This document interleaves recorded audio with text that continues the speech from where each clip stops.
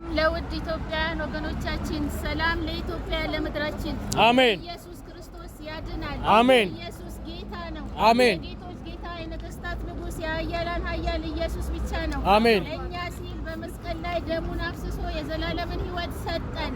ኢየሱስ ጌታ ነው። አሜን። ኢየሱስ ይመጣል።